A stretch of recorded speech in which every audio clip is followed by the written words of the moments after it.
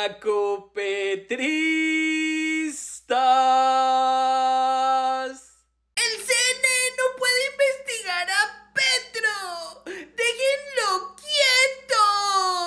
Si le hacen algo a Petro, la pelea de Barney contra los Teletubbies será un juego de niños contra lo que vamos a hacer.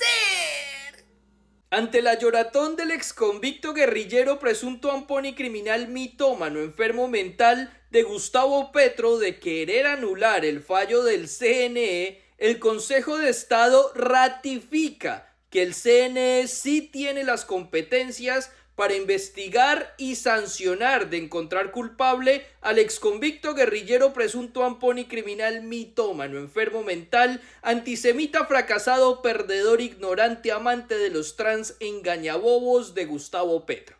Y es que las pruebas de los delitos que pudo haber cometido el guerrillero Petro son totalmente contundentes e irrefutables. Y no son una, ni dos, ni tres. El documento del CNE tiene 300 páginas que evidencian no solo la violación de topes electorales, sino también el ingreso de dineros del narcotráfico a la campaña presidencial del guerrillero Petro. En este video, Noticias Caracol se encarga de desmentir uno por uno las mentiras que el guerrillero Petro dijo en su alocación presidencial.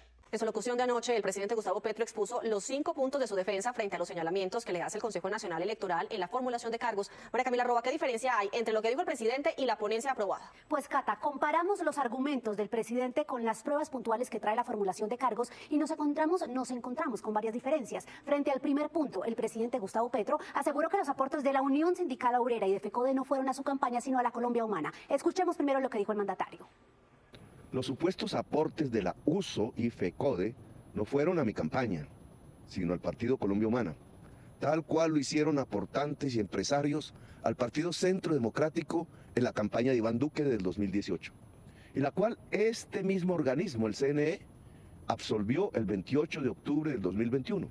Entonces, el Consejo Nacional Electoral, de hecho, muestra un acta de la Unión Sindical Obrera en la que junio del 2022, en plena segunda vuelta, aprobó un pago para logística de transporte, combustible y alimentación en el marco de la campaña, de los cuales no se reportaron 379 millones de pesos, todo directamente a la campaña Petro Presidente. Lo mismo pasa con el aporte de 500 millones de FECODE. Muestran el acta del 3 de mayo del 2022, aprobada por el Comité Ejecutivo, que tuvo por objeto apoyo económico a la campaña del candidato Gustavo Petro a la presidencia. De hecho, el presidente Gustavo Petro muestra otro punto que tiene que ver con el pago de testigos electorales. Escuchemos al mandatario. Los supuestos pagos a testigos electorales no corresponden a gastos de campaña. La primera vuelta presidencial fue hasta la apertura de urnas del 29 de mayo del 2022 y la segunda vuelta presidencial hasta la apertura de urnas del 19 de junio del 2022. El conteo de los votos se da después de cerradas las elecciones.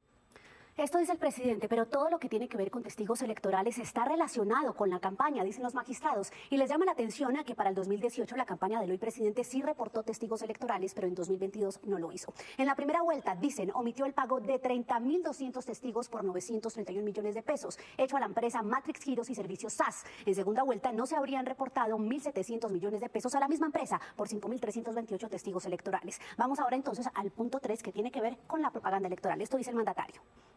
Todos los gastos de campaña por concepto de propaganda electoral fueron reportados de manera oportuna y bajo la normativa respectiva. Así lo certificó la auditoría externa contratada por el propio CNE, que certificó a los 30 días de la campaña la veracidad de todas las cuentas que presentamos.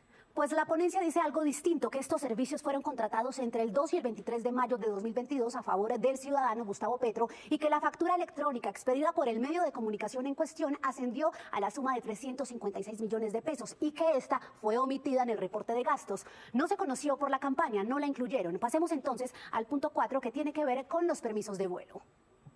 Los magistrados del CNE confunden y malinterpretan los permisos de vuelo, que no necesariamente fueron utilizados por la campaña, con los vuelos realizados efectivamente. Todas las facturas entregadas por la campaña ante la DIAN corresponden a los servicios prestados por la empresa de transporte aéreo SADI, pero las desconocieron. Sobre esto, la ponencia presenta entonces las facturas con la Sociedad Aérea de Ibagué SAS-SADI y dice que se habrían omitido dos pagos, uno por 1.200 millones de pesos en primera vuelta y otro por 962 millones de pesos en la segunda. Lo que dicen los magistrados es que hay horas de vuelo contratadas y después no salen en el reporte y piden claridad por lo que identifican como una posible manipulación de cifras con el fin de no vulnerar los topes de gastos establecidos. Y en el último punto entonces hablamos del evento en el Movistar Arena para la celebración ya de Petro como candidato electo. El evento de nuestro triunfo electoral realizado el 19 de junio en el Movistar, después de las elecciones, efectivamente tuvo unos gastos, solo que este evento ya no hacía parte del periodo de campaña, así lo establece la ley. Pues sobre este punto, el Consejo Nacional Electoral establece que claramente la celebración entra dentro de la campaña y que la misma campaña de Petro reportó el gasto solo que por un monto de 100 millones de pesos menor. Es decir, lo reportaron, era de 250 millones y reportaron 150 millones de pesos. Si usted desea revisar el documento de más de 300 páginas en la que se detalla la formulación de cargos contra el presidente, puede encontrarla en nuestra página web noticiascaracol.com. Ana Milé.